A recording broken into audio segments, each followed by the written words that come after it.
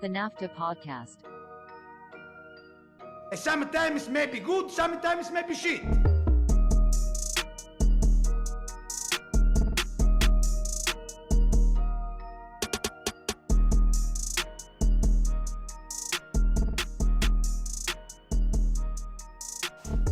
NAFTAA Podcast. What's going on? We're back. We got 3 of the 4 guys in the studios, aka Michael's room, my office. Flawless Nick, as ever. Yeah, this was the whitest thing I've done. Nick, where are you coming to us from? What room is this? The Peloton room? This is the bedroom. Okay. As it's a late afternoon, Caroline is still hard on the grind next door, and downstairs she might be rustling around. This is typing, talking, all that HR stuff. So this is the only quiet room in the house right now, and it's far enough away from her that she can't hear me. That's always the key element. Alexis, anytime I'm doing this podcast and she's home, I think she just leaves the house for a little bit. She's like, I don't need to hear any of this stuff. With that, we got Michael, we got Nick, we got myself. If you're listening to this podcast, like, subscribe, share, throw us 5 stars wherever you get your podcasts. Watch us on YouTube. I will mention YouTube again. We just did, Michael, you and I, we did our transfer special. You can listen to it wherever you get your podcast. But the best form of watching that is on YouTube, because I'm not going to lie to you. I spent a lot of time on the graphics. It was a pain in the ass. So I'm really hoping the YouTube numbers get a little bit higher than the actual podcast numbers. That would make me feel better. But if you haven't seen that, go back, listen to it. We give you 2 transfers for each team in the Prem. We are in the midst of the transfer window here in January. We're also in the midst of the cup competitions. Therefore, we only have 5 games this weekend to give our predictions for. We're going to give you our dudes of the week.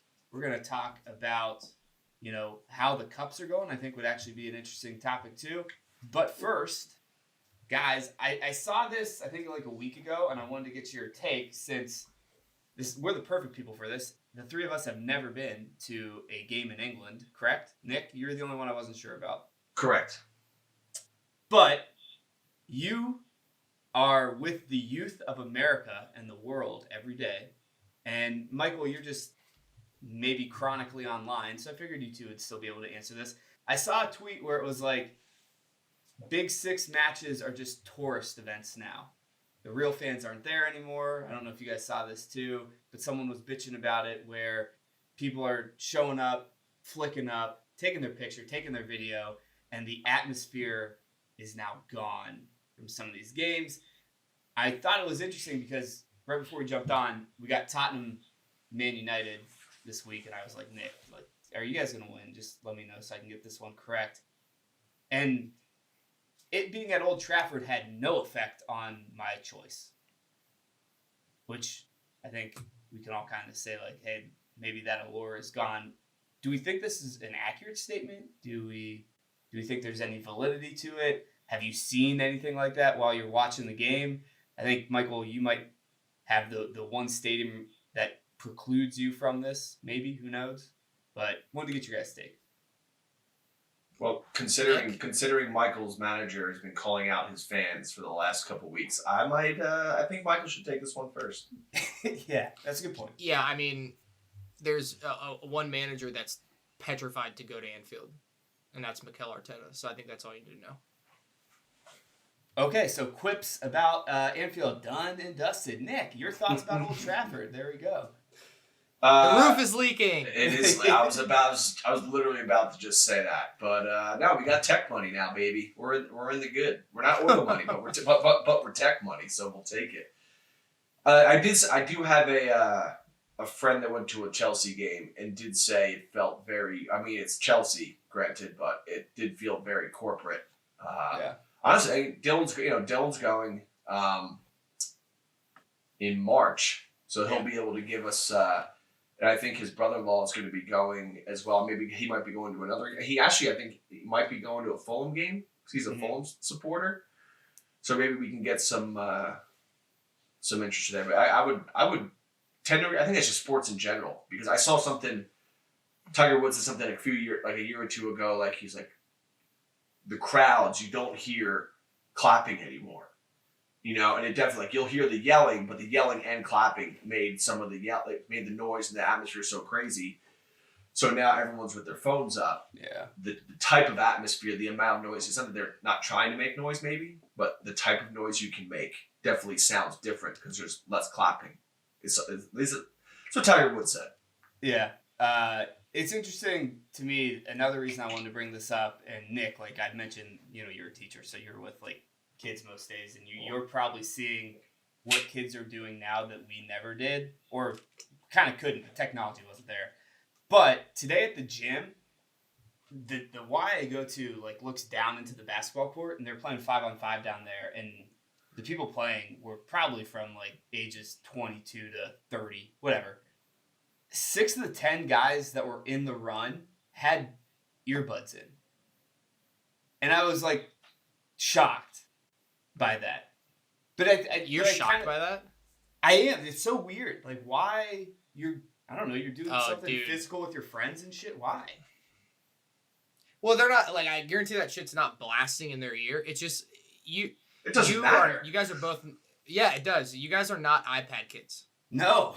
We're over 30. Like, we're over 30. You need something. Like, I can't do anything unless I have something going on my phone, on the iPad, doing whatever. Like, that, playing basketball is an activity for sure, and that they're doing. They need something in the background to, like, it has to calm the part of their brain that is, like, frantic. So everyone under the age of 28 has ADHD. No, it's not necessarily ADHD, but yes, people are. I mean, if you want me to get sciencey on you, yes, people are becoming. People are definitely becoming more anxious, more just in general, like, flustered and hard to concentrate on things, and it is a sense of like, dude, I played pickup basketball at LA Fitnesses for like 4 years when I was in Atlanta. I'm not a good basketball player, but there are some people there that, with both earbuds in, they weren't even listening to me, would just absolutely hoop all over me. So, I mean, I'm just saying, it's not affecting their game. I don't care about their game. I think like I have some of that in me where I like need you know how like a shark has to constantly be like swimming to stay alive, like that type of thing. Like I get that. I get having to have something go into your ear to keep it moving, but I think playing a sport is, I take it like that's my thing. I'm doing it. I'm doing the thing to keep me alive right now. As the resident old in the room now, perfect example today is I got up. We had a delayed opening, and I got up my normal time at 5:20, made some coffee, and I graded essays for an hour and a half, and I dominated. Like, I crushed 10 essays in 90 minutes. Like, that's pretty damn good. Like, that's pretty damn good. Like, I was cooking. And then I go to school, I teach first period, second period, it's a late opening, so it's 57 minutes. And they're seniors, they're doing research on a project. I'm like, great. So these kids will be sitting there quiet with the headphones on, I can bang out more essays. These kids wouldn't stop chatting. I had to tell them to, focus, but 2, they're having these little small conversations, their earbuds are in. Dude, I got through 2 essays in an hour. I wanted to kill them all. I was losing my mind. I'm like, silence. To quote Ari Gold, silence is golden, Lloyd. Like, I was just sitting there, I'm like, all you need to shut your mouths. Yeah. No essay left behind. I love hearing it, though. Yeah, it was interesting to me. And, like, the parallel I'm trying to pull is that the technology world is, as always, just bleeding right into normal life. So I just have to assume if younger people are going to these games, they're probably not paying the full attention. What's up? Yeah, dude, to end that, and then I have another comment. That is literally like, to be serious, to get the younger generation of people, you need things to keep attention, because attention is so difficult to come by. Even if the product is good, like, it has to be accessible. It has to be like, I can sit there and watch like an hour-long video, but there are some people that were like, I'll never watch like a 15-minute video. Like, it'll never happen. And there's video games in videos. Well, but I'm just saying, like, the degree of it getting crazier is as, like, the younger you are. So, like, you can't play a sport and listen to music like those kids do. And I could probably do that. I think it would affect my ability for sure. But I can't. I can watch an hour-long video. They can't. So are we done with this before I say the one thing I wanted to say? I'm not saying I couldn't do it. I'm just saying I wouldn't want to. You couldn't do it. I wouldn't be as good, but I can literally play basketball with earbuds in. It's not hard. I could because I'm just the best athlete on the podcast, but it's cool. There you go. All right, Michael. What was your last statement? Dylan has done this week after week, especially during the holidays, so I'm going to do it as well. Get on the good side of my parents. Shout out to Mark Whitaker. Happy birthday. Yeah, good call. Oh, did you text him already? Yeah, I texted him this morning at 7 a.m. What, you don't call? You don't call? Yeah, did you call? I was at work. You can't step into the bathroom and be like, "Hey, Dad, take a minute. Thanks for everything you've done for me. I can take 30 seconds out of my life." Literally, no, I can't. Literally, it's also Nick. This is just wasted brown nosing because if there's one person in our family that doesn't listen to the podcast, it's our dad. So just waste. Yeah, but Mom will tell him. You think?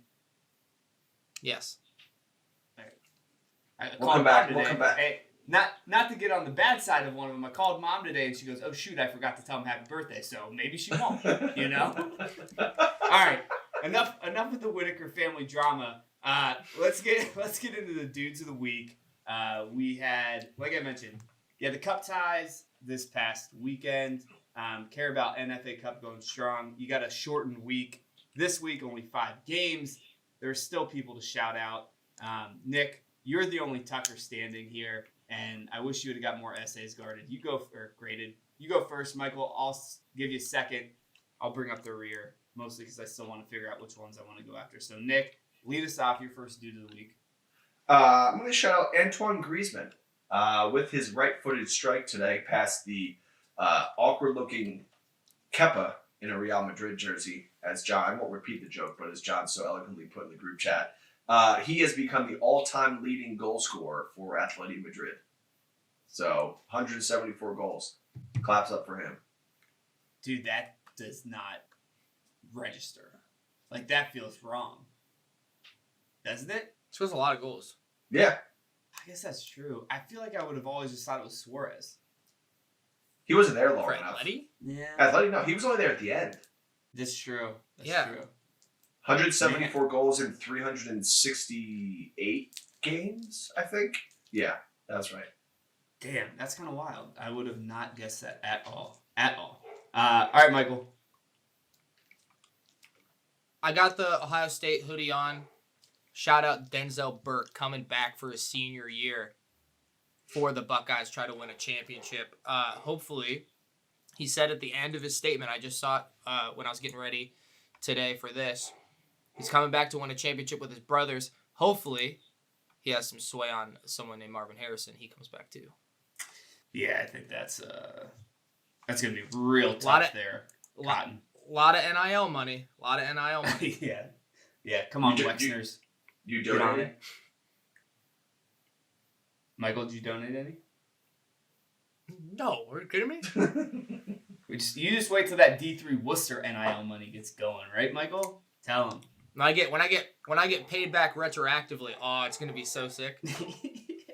All right, my dudes of the week. My first one. I'm gonna shout someone out that we may never speak of again, just based on his track record. But sometimes it's nice to get a second chance, third chance, fourth chance. Shout out to Timo Werner. He's back in the Prem. He's at Tottenham. If anyone can get a player to eradicate their demons of the past in the Premier League, I feel like it might be Big Ange, the big kangaroo. So Timo Werner, shout out to him. He's back in Tottenham. The second dude of the week, and it's multiple dudes. Our family, if you look at where they originated in the island of England, are Blackpool fans. So, the FA Cup, shout out to Blackpool, tying Nottingham Forest. Didn't take them out fully, but a draw is a draw, which is a great result for Blackpool. Shout out to our family. We used to own a dairy farm out there, apparently. Could have made it rich, but we squandered it all away, just like Jimmy Buffett. Michael. Yeah. Rip to us. I got my number 2, Maxime Lopez of Fiorentina, scoring the final penalty in the Coppa Italia against Bologna. Always nice when I can shout out the La Viola. I think it's La. I don't know. Yeah. I don't know. I don't know Italian. I'm right there with you. Nick, it looks like I may have taken one of your dudes of the week. You got back-to-back picks. Do we need to start filibustering for you? No. I got one. No, I thought Blackpool. I thought that one was safe. I was going to save that one for last. I'm like, no one's going to touch that one. I got that for sure. Little did you know. Well, since we got a little tickle, our belly's going to chuckle there, we're going to stick with that theme and go with Sam Tickle, the goalkeeper for Wigan Athletic, who was outstanding against United on Monday afternoon. 12 saves, just an absolute brick wall. The dude, and he dominated. He absolutely, dominate's a big word today for me. He absolutely controlled the box. He was a force to be reckoned with. Really impressive showing. Love it. And my panic will be. I'm gonna give it out to Olivier Giroud for scoring a pen. He's just hot. Let's just put it out there. You can't go wrong with picking Olivier Giroud. Hot old men playing Italian soccer. He is hot. Give him a shout out for that. Good looking guy. Michael, who you got? Final pick, Sam Corn of Maidstone United, winning the FA Cup against Stevenage. He had a penalty in the 45th minute. Takes them to, I think it's round 4 or whatever. Non-league team. Shout out to them. That's awesome. Every time it happens, East Lee, I don't know how to say it. They have a chance in a replay. I think they'll get the home leg this time, so hopefully they go through as well. But shout out to Maidstone and shout out to Sam Corn. Love it. The magic of the FA Cup, as most English people will tell you. All right, I'm going to do something unorthodox, somewhat new. I want to shout out 2 people, and I only got 1 pick. I'm going to do it anyway because I make the rules here.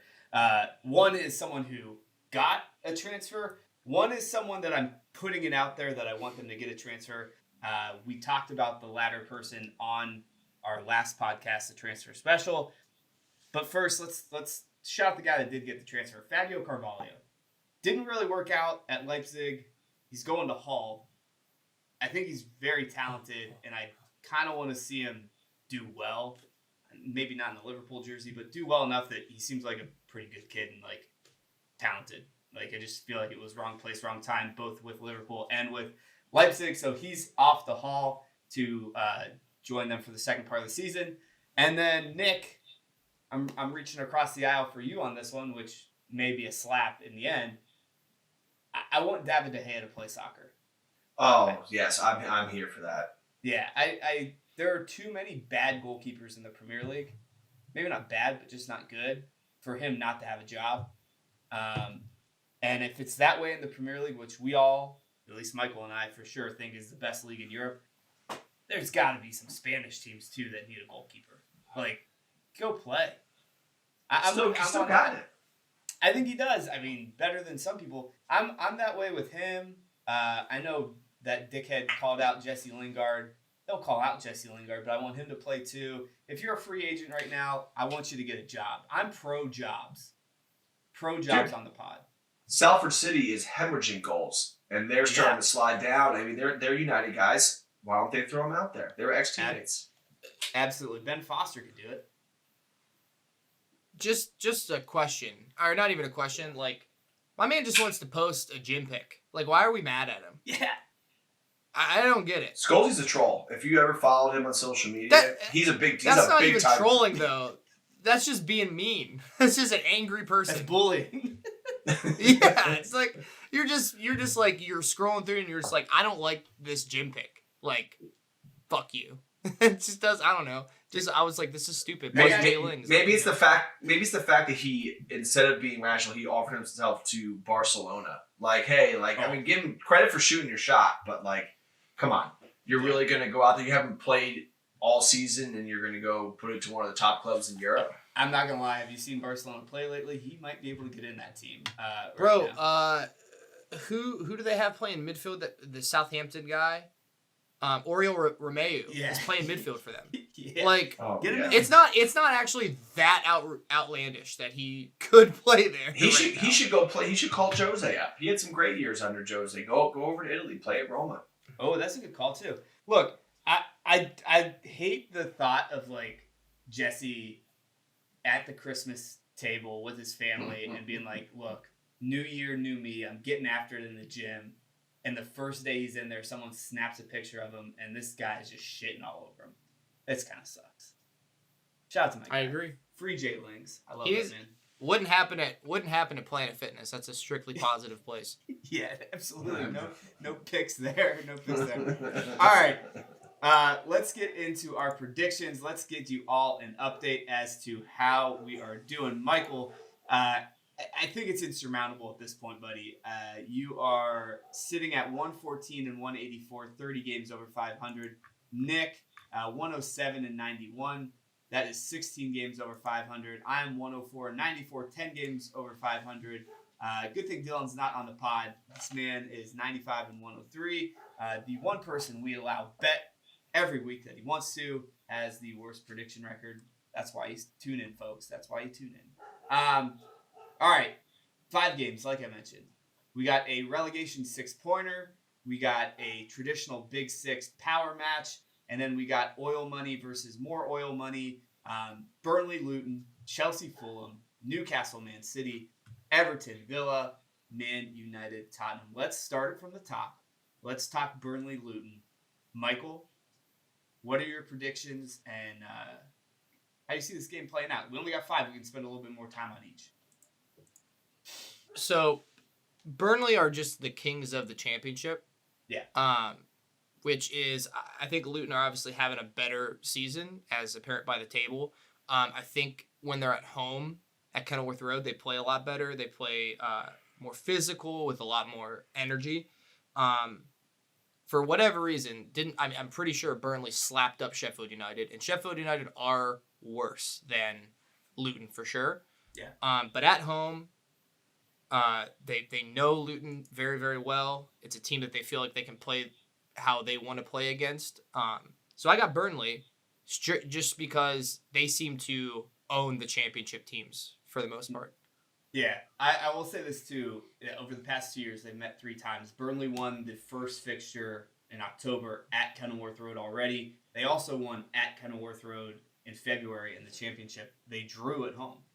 So I don't know if that indicates that maybe this is a bad pick, but they're better on the road against Luton in a very, very, very, very, very small sample size. I got Burnley as well, though, and I think it's more you backed the company into a corner, and now he's just lashing out for his job, in my opinion. So we'll see how that goes. Nick, what are your thoughts? Vincent Kompany is your Stevie G. It is. Oh my God, not even close. Yeah. But I mean, I'm gonna go with Burnley. I mean, I'm sticking with the well-established home-away issue we have here. But as was mentioned before, Luton is incredibly difficult at home. Away is a totally different game. I think coming off a little bit of a break, this is a really easy sell for Burnley and Vincent Kompany to say, look, we're 4 points back. They've got a game in hand. You can kind of play us versus the world thing. You know, hey, if you want to get some momentum going above the next guy, we got to get going. Because not only that brings you within 2 points of Everton. It's a game that you have to win to stave off relegation. So I'm going to go with the win one for the Gipper speech coming out this weekend. I'm taking Burnley, and I just don't think Luton's good enough away, and I think Burnley's feeling a little bit on the good side. Quick in or out. If Kompany loses, out. Deuces. Yeah, I think so. I was just gonna say. Real quick, do you think it's harder or a bigger accomplishment to win the Scottish League or the Championship? Championship. Yeah. Well, actually, it depends on what team you're managing. Yeah, good point. If you're Rangers or Celtic, I think it's you still have to beat the other one. If you're Dundee United and you're winning the Scottish League, like, fuck, hats off to you, brother or sister. Yeah, I think Celtic and Rangers would be the best team in the championship. But I think only having to beat one other good team, or not even, if that team just loses some games and you beat all the bad teams, I think it's better. I think the comparison between Gerrard and company, accomplishment-wise, is like super, super interesting. Yeah. Because like Gerrard also had Europa League success in a short spell. So I just think it was an interesting thought. I think this year Leicester would give him a run. Yeah, I think Leicester's pretty good, but I think most years, I mean, think like Rangers last year almost won the Europa League. True. Good point. All right, so. Burnley Luton. We all got Burnley. A London derby, which, if I'm not mistaken, Chelsea not doing too hot in London derbies lately. They're hosting Fulham. The Cottagers are coming in. Nicholas Jackson's still suspended. I feel like that happens every 5 games.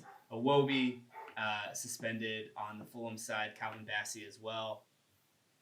Nick, who you got in this one? I just switched it. I'm going with the Cottagers. You know, I think it was a decent showing today against Liverpool. Chelsea's hurting. Chelsea's struggling. And I haven't taken the risk. Honestly, I just haven't taken the risk enough for the picks. This is just I gotta kind of take a little risk and just jump the ship of it's not Chelsea. I gotta find it's Chelsea that should win. I gotta start jumping that ship a little bit more. Yeah, that's really what it is. I think this is a straight up. This is a pick 50-50 because you really don't know what team you're getting on either side of the ball. Are we going to get Fulham, who's going to go put up 3 or 4 goals or can't score? Are we going to get Chelsea, who shows up to play, or Chelsea, who looks like a, bottom of the table type team? Just it's the inconsistency bowl. Is what you're going to get. So the game could be 0-0. It could be 4-3. It could be awesome. It could be boring as hell. So I think it's just a straight up coin toss, and I don't know. I'm just going to take a rip. That's why we have a platform, folks. We really just cut through the muck and give you exactly what's going to happen. I'm right there with you, though. I do think it's a toss-up. I got Chelsea in this one just because it's at home, but they have so many injuries, and they're not playing well. To your point, Fulham could win 4-1, and I'm not shocked.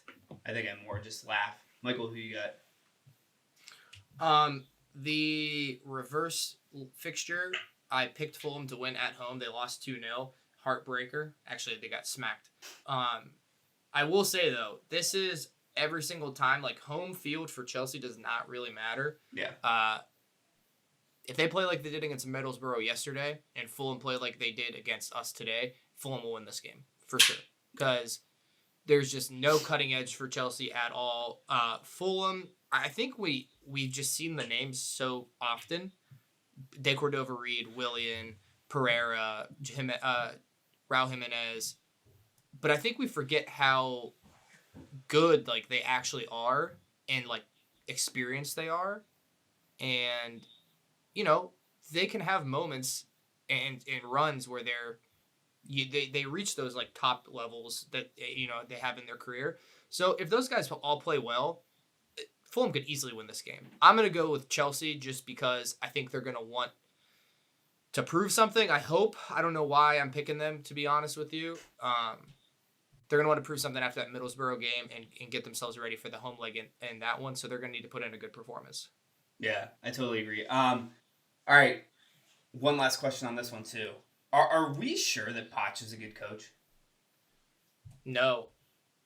I think this season, more than anything, I forget which pod. I think I was listening to maybe a BBC pod or something. The fact that he is pushing for more investment and needing better people in this team is kind of laughable in my eyes. I agree. 100%. I mean, listen, if you think everyone remembers the Spurs run where they almost won the Champions League. Okay? And think about how they got there. An insane performance against you guys and Ajax, right? For sure. I think back-to-back. Yep. The Ajax one was in the semis. But, I don't want to take anything away from him, but it was, a lot of things fell their way in that run. He went to PSG, where he absolutely did what he should have done and won the French league. God, I couldn't talk. But he didn't do anything else. That's why they got rid of him, and that's why he was able to take this job. So I think he's proven himself right now, trying to. Yeah, PSG is essentially just failed Premier League coach rehab at this point. Yes. Nick? Yeah, I know you guys are more deep in Chelsea hate Twitter or Instagram or Reels or whatever those kids are doing. You're probably listening to it while you're playing basketball, Michael, for all I know. But I'm gonna make this about me a little bit here. Everyone says Ten Hag can't handle the big stars, right? You can look at the Ronaldo, all the things that have happened. How about, is there a conversation about that with Poch? Because you look at Spurs, he had those guys since they were 20 years old. It wasn't, and Southampton obviously is a different story. Goes to PSG, he's got Messi staring through him like he's gonna shoot, laser beams through him, as he's coming off, or daggers, whatever you want to say. And he comes here. I wouldn't call them big, great players yet, but you're handing guys, 8 years, $130 million, $40 million. It's a big ego. Is he in the same shit? Are they the same? I think they're closer than we think, and I'm surprised no media is picking up on it and talking about it. I don't see anything. I feel like it would get clicks for sure. There's nothing on it. They might be. They might. It's the Spider-Man. Pointing at each other. Yeah, I don't deny that. All right, two other Spider-Mans pointing at each other. PIF money versus oil money. All of it's oil money at this point. Newcastle, they're hosting City. Sandro Tonali's still out because, Michael, what did you say? He got caught by the Sharks. I forget what you said yesterday. This made me laugh. Nick Pope's still out. Holland probably still out. John Stone's still out in this one as well. But City welcomed back De Bruyne in the FA Cup match. They're getting some people back. In my opinion, this is a somewhat pivotal game, even though we are a game in hand and only 5 points behind the leaders. But if we can go to Newcastle and get a win, this is a get-right game. This is a game that you write up on the chalkboard and you say, remember this performance? Let's get that dub. And I think that's how you have to pitch it to your own team if you're worried about their motivation, which sometimes with this City team I am.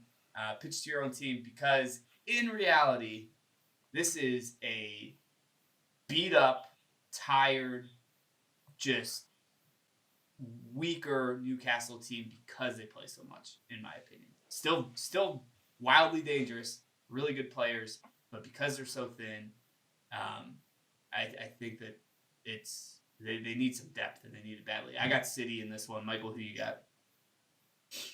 I also have City. I completely agree with what you're saying. I think this is absolutely a game. I think they got Trippier back. The defense should be fine. Dubravka's still there unless they make a move. It'll be Joe Linton, Miley, and I don't know, Longstaff or whatever. Listen, doesn't matter if they had a week off. They're still not at the same level, and they're still played a ton of games up until this point. You guys are far better. I know this is at Newcastle. That is the game changer because if they come out and just run their ass off for 90 minutes, they could do anything because they have some talent. But I have to side with City here because you guys have everything to play for right now. Yeah, for sure. Also, a return by Doku, I think, is on the books as well. And Nick, before I let you speak, that cup game that Newcastle had was against the bitter rival of Sunderland. They played a fresh, the 11. They played their 11 against them, so it wasn't like they got the day off or anything. Yeah, I think KDB coming back is fucking terrifying because you talk about they got City is John. You're worried about turning the switch on and switch off. This is exactly where they want to be. This is exactly where they have been. This is like a marathon runner watching the guy in front of him. He's 10 seconds above you and pace I'm not worried about it. no, you're just going to keep. I'm just going to stay 10 seconds behind them. Don't worry about it. I think that City takes this one running away. I think tired legs. I think Newcastle needs the break coming up. Kind of the break in games will be helpful, but I think City will take this, mostly because I saw a tweet that said that the winner of this game gets the better OPEC deal out of this. So, Yeah. No solar panels and no windmills at this game, folks, please. All right. We all got City in that one. Everton, they're hosting Villa. This is a Villa team that is still playing pretty well, but not as red hot as they were before. And an Everton team that is definitely not as red hot as they were before. A draw against Palace, lost to Wolves, lost to City, lost to Spurs, lost to Fulham in their last 5. Michael, what you see going on in this one? Everton have been on a bit of a slide since that five in a row, no goals, clean sheet run that they had that everyone was losing their mind about, and for good reason. They were playing really well. But I think this is a ton of time for Villa to prepare for this game. I think Emery is, if not already, basically won manager of the season. He's in the running in first place for it. He's a very good tactical manager. I think he can figure out how to get this team ticking, and I'm sure this has been a point of emphasis for them is on the road games. Goodison is really tough to play at for a lot of teams. I'm going to back Villa for this one. And, I know they're not great away, but I think they can handle Everton. Yeah, I got Villa too. I just think the Jims and Joes are better than their Jims and Joes in this regard. And I think Unai wants to start on the right track coming out of this Cup weekend, Cup ties, Cup games. Nick? Yeah, you guys said it all. I think this can be a match for the first 10 or 15 minutes, but I think that it's been shown with Everton this year that if you can do something early, you can take the wind out of the sails. I don't think they have much fight in them, to be honest with you, if you don't get off to a good start or something negative happens in their way. And Villa's just freaking good. And Everton is better than they were last year, but it's not even the same. Crazy scenario we did not bring up in the Luton-Burnley game. If Everton lose this one, and if Luton beat Burnley, Luton out of the relegation zone. Kind of nutty. A lot of things obviously have to go right for that to happen, but that is the team that, in my mind, thought was going to be the worst in the league, and now they're this far in, not in the relegation zone. That'd be kind of shocking. Nick, Man United, Old Trafford, here we come. You are hosting Tottenham. Amrabat is out. Onana is suspended as well. What? No, he's at African Cup of Nations. No, he's playing. Oh, he is playing. Oh, yeah, he is. He is. You're right. I forgot he said he would play 2 games in. You scared me because I just read today that he's literally going to play the game. Yeah. And he's going to jump on a plane right after. Yeah, he's missing the Cameroon's first game. Yeah, I heard that too. He's going to set a record for most goals given up in 24 hours. That's mean. That sucks for Cameroon. Yeah. Good point. I wish, I know everyone at FOTMOB listens to our podcast. I wish when they had the list of players that are injured or suspended, that if you're at the African Cup of Nations, you just put AFCON there, not suspended. Wait, can I just say, when I was looking at doing the transfer thing and I was looking at Nottingham Forest, I kept going through their players because they have a ton of people at AFCON, and it just had 5-match suspension. And I kept going through and seeing 5, and I was like, what the fuck did Nottingham Forest do? I was like, what did they do? Holy shit. These guys are all suspended. All right, so Amrabat, then I have to assume... He's there. He's there? Okay. Yes. All right. Whatever. Look, United Tottenham, it's a traditional Big Six matchup. Nick, how do you see this one playing out? Not fun. I am genuinely nervous that it won't be the roof that's the only thing that's leaking with this game. Good joke. No Thanks. Son. Doesn't change my thoughts though. Hey, no, wait, hold on. Let me get you. no Pape Sarr, no Basuma, no Son. Yeah. Madison's still out. Madison's still out. Stop. My heart's starting to flutter. You can't do this to me. Mickey Van de Ven's still out. Will you stop? My heart's racing. I'm getting excited. I don't like this. Stop. I'm going to have to unzip my jacket. I'm getting warm over here. Again, it's the same thing as you're talking about Chelsea and Fulham. It's an inconsistent United. It's one step forward, 2 steps back. From their perspective, I don't know what we're going to get. We're supposed to be getting a couple guys back this month, so you don't really know. Honestly, this week I haven't looked at. I know Casemiro's coming back soon. Maguire's coming back soon. I just don't know if it's going to be this week. The only thing I want to see, and it's not going to happen, is I would love to see a Hannibal Manu pairing in the middle, because Manu can run the single pivot by himself, which is insane to say about an 18-year-old. But putting him there, put a little youth and some exuberance and some energy and some skill that McTominay doesn't have. I'm wearing thin on him. He's the Scottish Fellaini is really what he is, and it's rough. So hopefully Ahmad plays.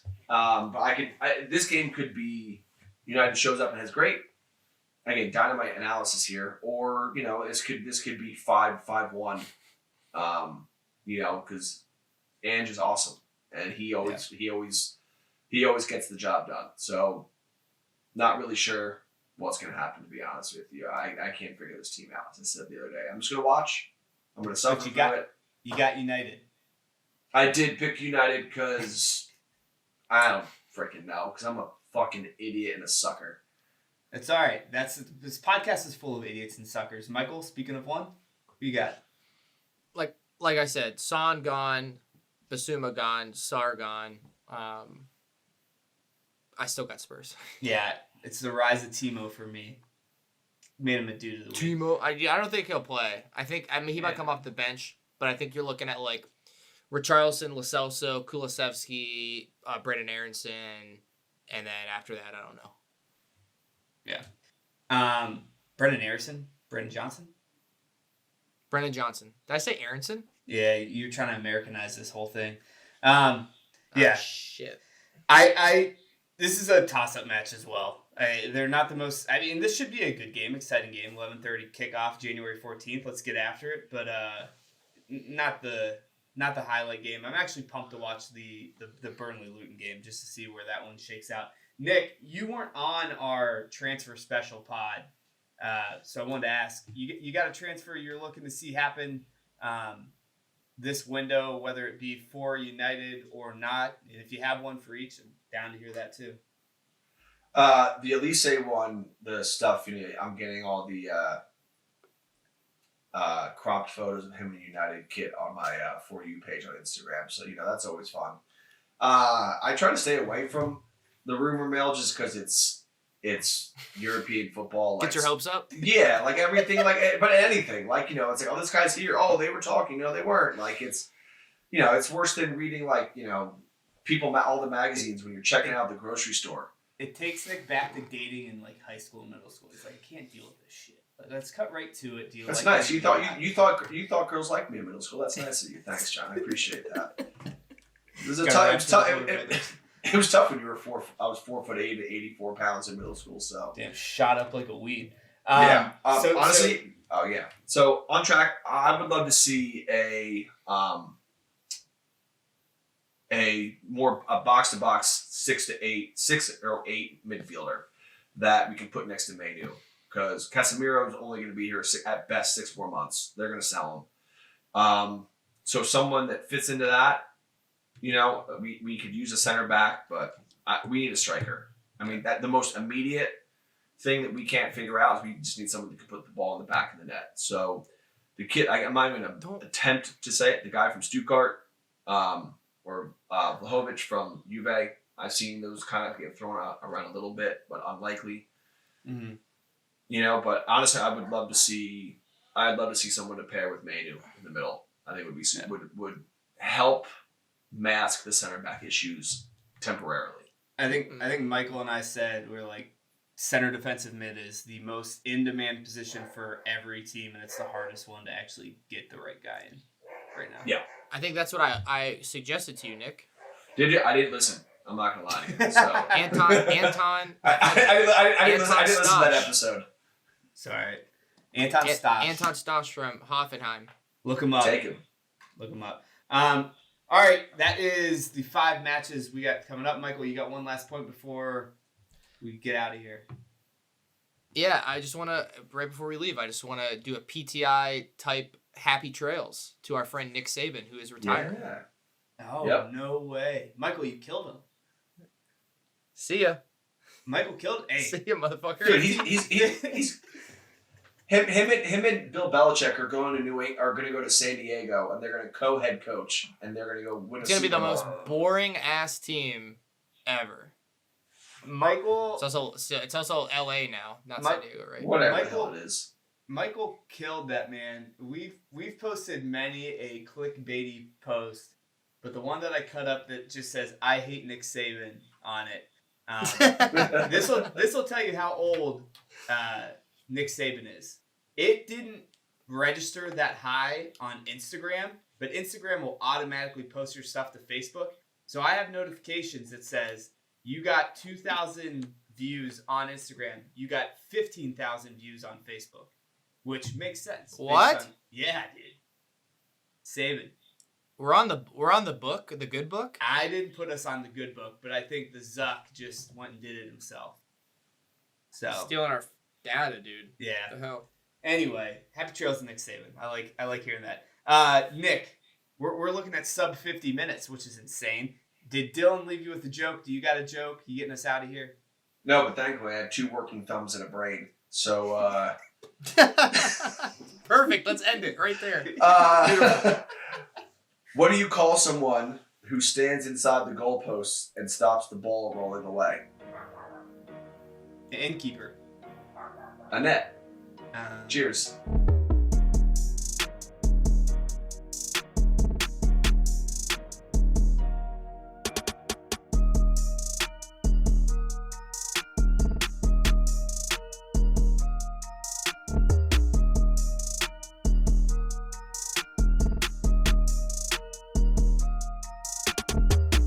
The NAFTAA Podcast.